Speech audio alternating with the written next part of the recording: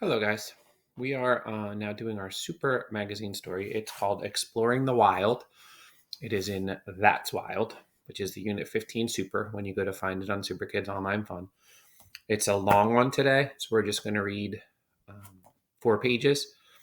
I will read it to you, and then you can go back and either look at it on the screen or look at it in Super Kids Online Fun. It's about Lewis and Clark. They were explorers around 200 years ago, 1804. About 215 or 16 years ago. And they explored a portion of the United States out west of the Mississippi River towards the Pacific Ocean. So let me open it up. I'm going to probably read it from my magazine because my window gets blocked by a couple of things. I'll lay it right here. So you can see here's a map of the US that lists all the states, but all the states weren't set up that way back when they were exploring. Their route is in red, and then the Mississippi River is what kind of goes from the top of the United States down to the bottom through here. Exploring the wild. America is a vast land with oceans on either side and a wide river called the Mississippi running down the middle. Today we can go from ocean to ocean by car, train, or plane. But 200 years ago, no one knew what the land west of the Mississippi was like.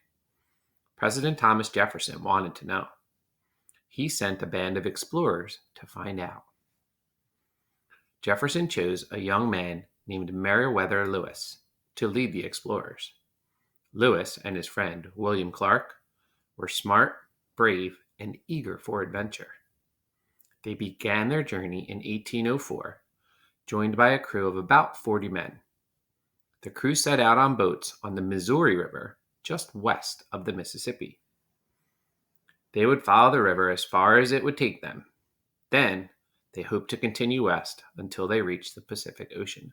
So if we're looking at a map, they are here.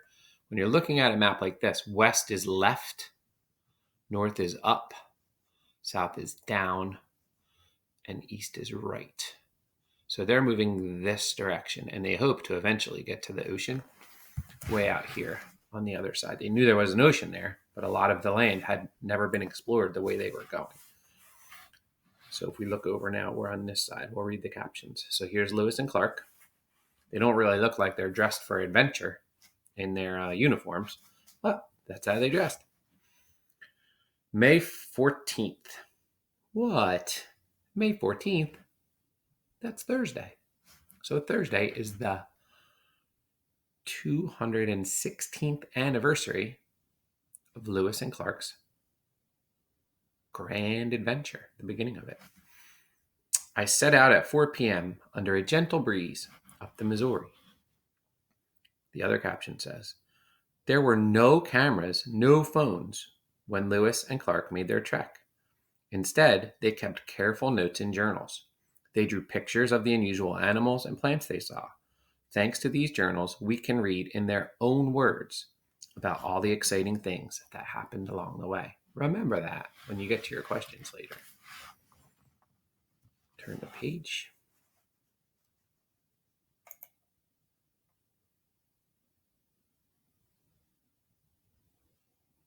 Hopefully it works. Here it comes. Oh, that didn't work.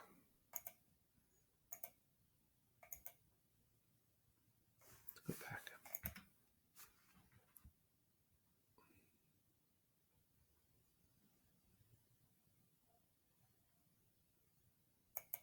Wi-Fi troubles. Okay, so we are here, exploring the wild.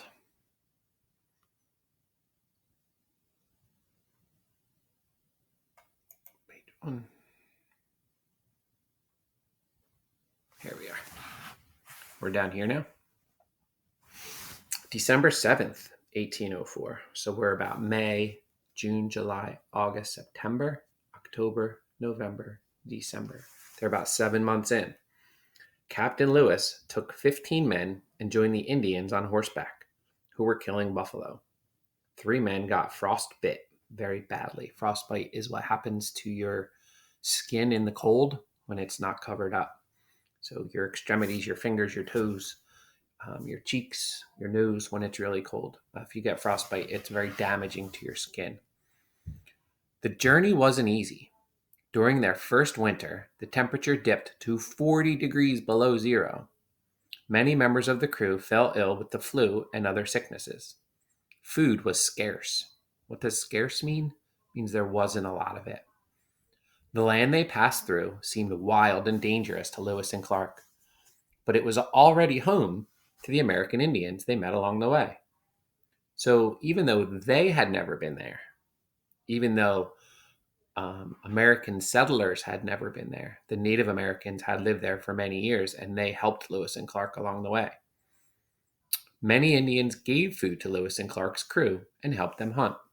An American Indian woman named Sacagawea served as a very important guide along their journey.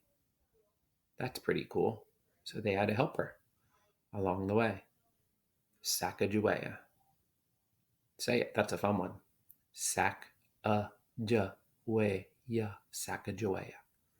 And Sacagawea is actually on a gold dollar coin that you can get sometimes. They don't make them anymore, I don't think, or we don't use them a lot.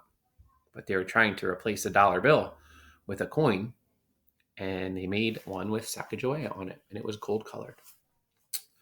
You can get them at train stations. Sometimes you get them at toll bridges.